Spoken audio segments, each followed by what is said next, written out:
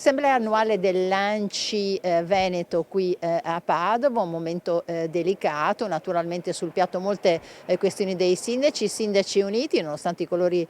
politici sul fatto che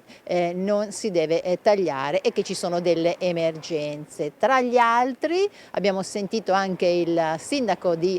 Cittadella, in queste ore la questura di Padova su indicazione di Marco Dorisio ha emesso una serie moltissimi provvedimenti restrittivi nei confronti di altrettanti giovani, si parla di 24 provvedimenti, ci sono anche molti minorenni e questo perché la criminalità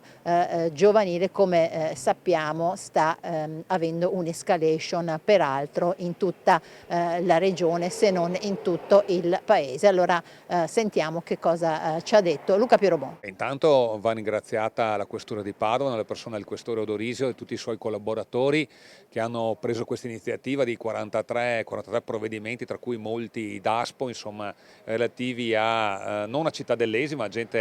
a ragazzi o giovani adulti, insomma, che hanno fatto dei fatti non appropriati, ecco, nel nostro territorio. E quindi è comunque un punto di partenza molto molto importante. Non è sicuramente una soluzione, questo purtroppo è comunque una tappa obbligata, perché comunque un intervento andava fatto per dimostrare che il territorio deve essere un territorio tranquillo e che il territorio è controllato. Qui bisogna partire da lontano, bisogna partire dall'educazione, quindi dalla formazione dei bambini, delle famiglie dei bambini, perché visto che riguardano soprattutto italiani di seconda generazione, bisogna cercare di fargli capire che bisogna vivere in una comunità che ha delle regole ben precise, quindi serve un accordo tra amministrazioni, quindi tra istituzioni, tra associazioni, tra tutte le varie realtà, tra cui anche le scuole, ma soprattutto le famiglie, per far sì che si riesca a evitare quello che purtroppo in questi giorni sta accadendo un po' in tutti i comuni, chi più e chi meno.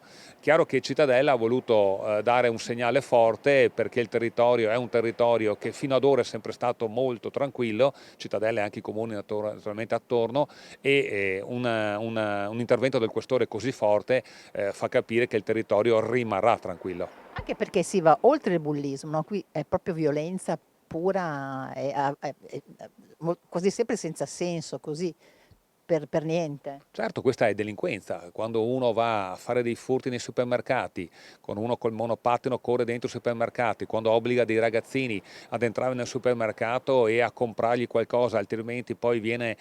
pestato, quando in centro storico va a rubare nelle attività economiche, questa è delinquenza e la delinquenza va punita. Purtroppo quando sono minorenni non ci sono tante armi, infatti ho scritto anche al Ministro chiedendo che pur essendo minorenni che si studi un qualche legge che permetta alle amministrazioni comunali di far sì che questi ragazzi vengano inseriti in lavori socialmente utili, magari pulire le strade comunali, i parchi, oppure inseriti in associazioni dove possono lavorare con disabili, con anziani, in modo da far capire a queste persone, a questi ragazzi principalmente, come funziona la vita e non essere impuniti quando fanno atti che arrivano ad essere atti delinquenziali.